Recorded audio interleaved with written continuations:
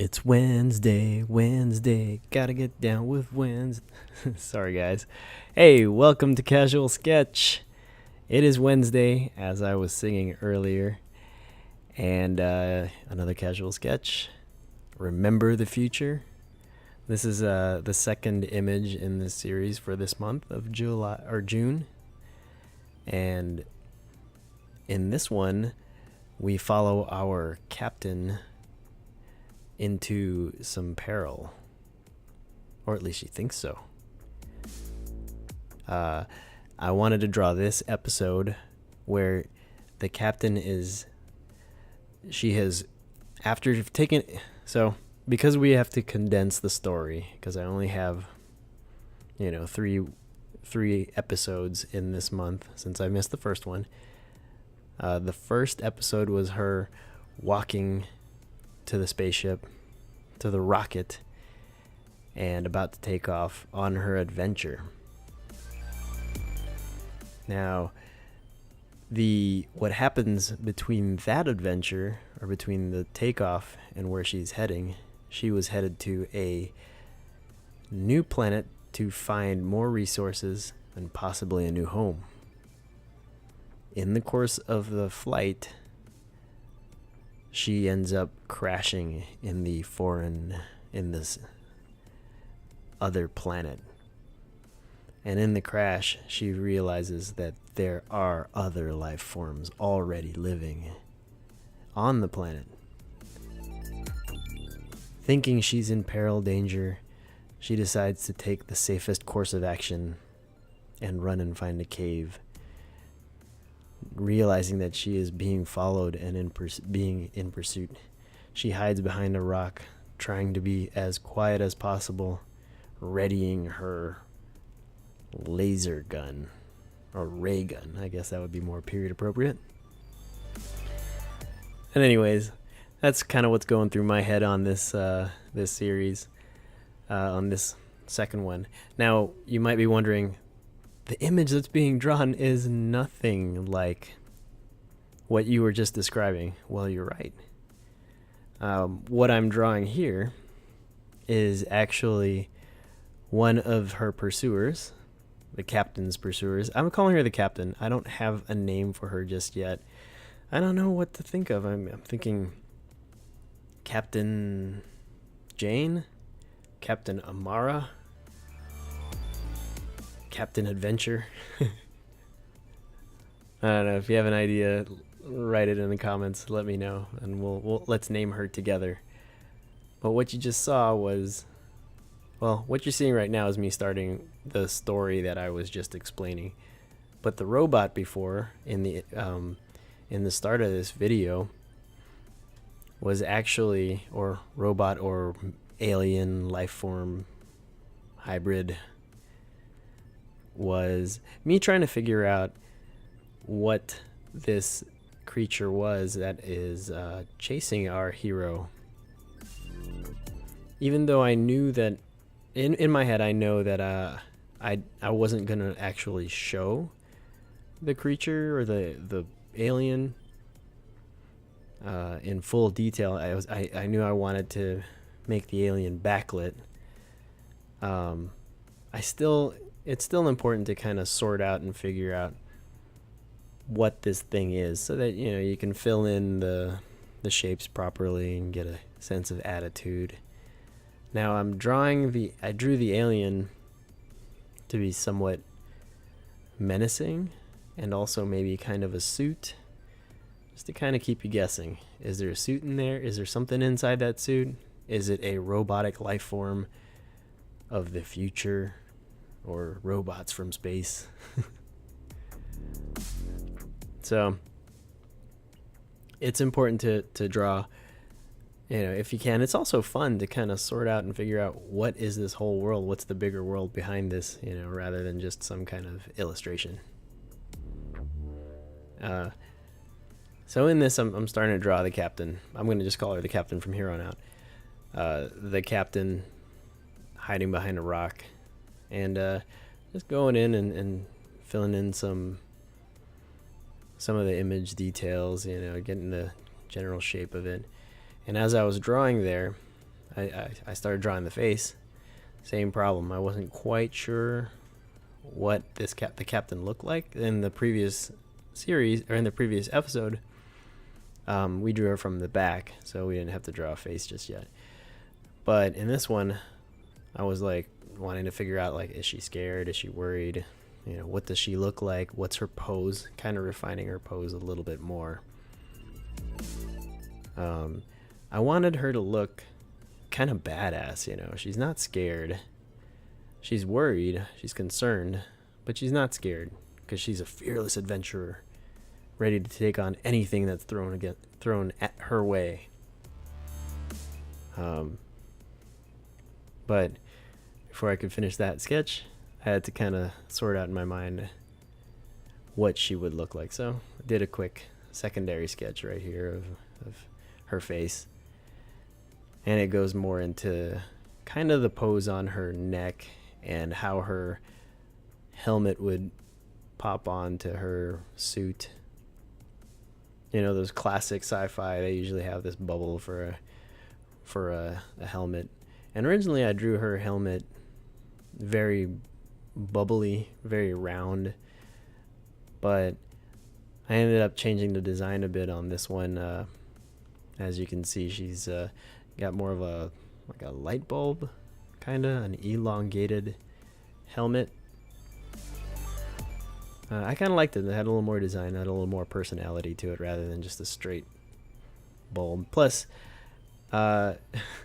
this is kind of a conceit, I guess, or compromises. Look at how big this bulb on her head is. If she was leaning up against some rocks or something, she'd bang into things all the time. Not very sneaky, probably not very safe. She'd probably end up breathing whatever atmosphere is there very soon, or breaking on some rocks. So I decided to change it into more of a elongated shape. And you can see over here I'm refining some of the pose a little bit. I wasn't quite happy with how the knee, there's a tendency, I have a tendency to draw my figures. I want to I want them to look more dynamic and three-dimensional, kind of popping into the scene more, have a little more depth. But I tend to end up drawing things a little more flat, trying to really illustrate, here's where a leg goes and a knee goes. And I kind of forgot that I should draw this in a little more in perspective, have her right knee jutting out towards the camera a little more. And so you see I changed that, as well as the helmet shape. Yeah, and over here I'm kind of laying out the cave elements, drawn in the foreground, midground, and what would be the background. That's the back wall.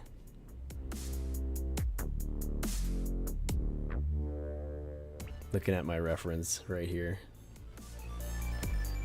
because I'm gonna draw these silhouettes. Now, even I wanted them a little more dynamic, they still are kind of these stiff beings if you think of those old movies where they're just very clunky. I'm kind of trying to get a little bit of that feel. And I think I changed the eye design. Yeah, I changed the design of the eyes. Like in the previous sketch, it was like a 4 eyes kind of thing. And so I ended up drawing 5 eyes because it just looks cooler with that odd number. And you see I flip over to the captain's face, and I'm referencing it here.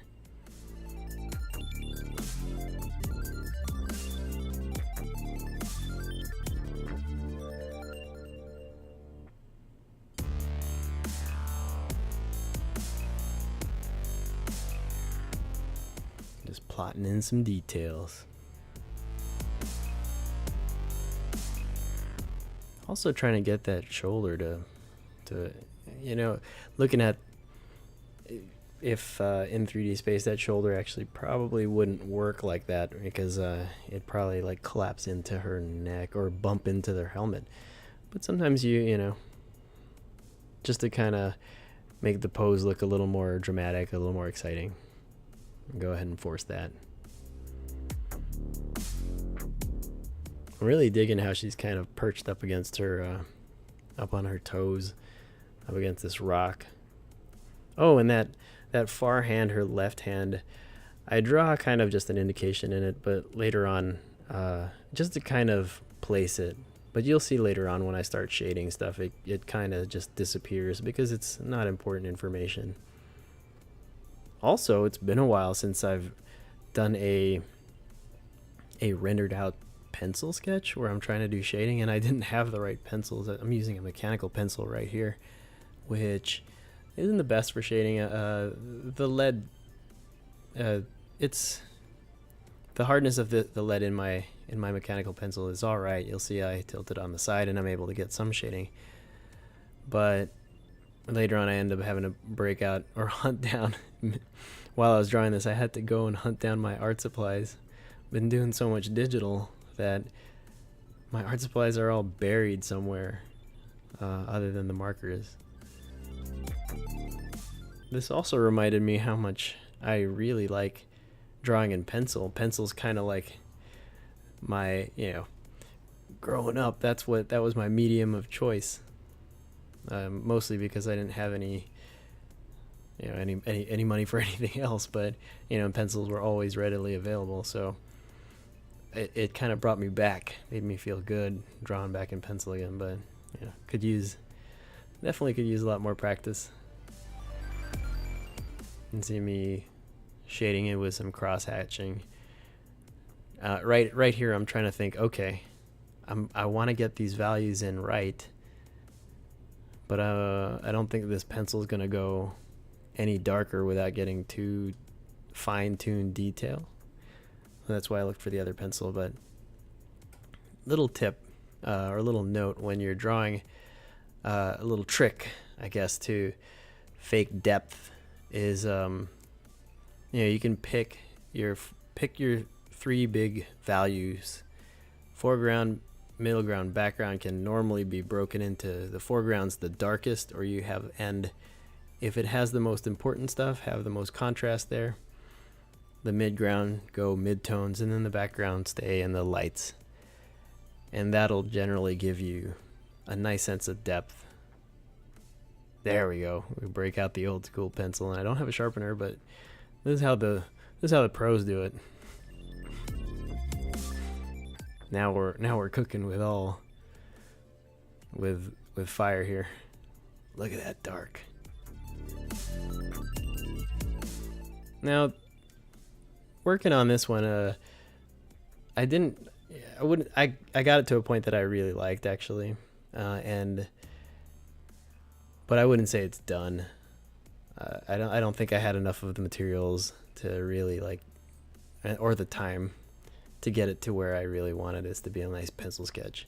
So I think what I'm going to do is I'm going to end up bringing this into digital at some point, and maybe colorize it in. And I think I'm going to do it with the first one too. Maybe I'll have like a series of prints when I'm done with this. I don't know. I was really enjoying this character. I think she's a cool, strong woman. She's space explorer, and it's nothing new, but I was having fun with it. So I think I want to go and maybe develop her a little more. Maybe really lock down her spacesuit, her ship, the adventures she's gonna go on. Maybe she has a crew. Oh, and right here, I'm trying to get this effect where, this effect where her ray gun is actually like lighting up. It's about ready to fire. And also, I'm trying to get a little bit of lighting from her helmet, from inside her helmet, as if it's lighting her head.